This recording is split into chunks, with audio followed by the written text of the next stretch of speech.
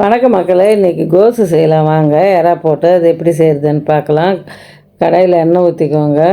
கடலப்பருப்பு, உளுத்தம்பருப்பு, கடுகு போட்டு நல்லா பொரிஞ்சுது. வெங்காயம் போட்டுக்கோங்க.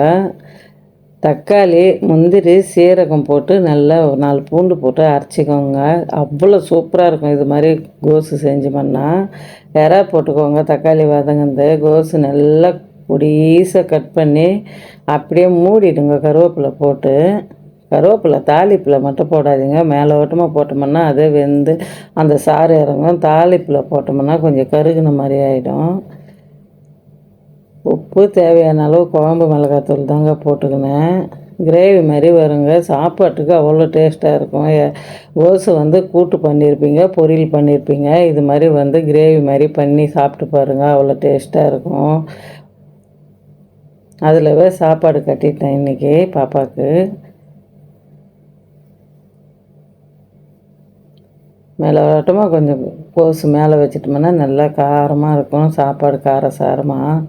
கேவுரு அடை, பாசிப்பருப்பு, வழக்கம் போல் பாதாம், ஒரு முட்டைங்க. இதுதான் இன்றைக்கி. இந்த வீடியோ பிடிச்சிருந்தால் லைக் பண்ணுங்கள், ஷேர் பண்ணுங்கள், கமெண்ட் பண்ணுங்கள், சப்ஸ்கிரைப் பண்ணுங்கள். இது மாதிரி செஞ்சு பார்த்துட்டு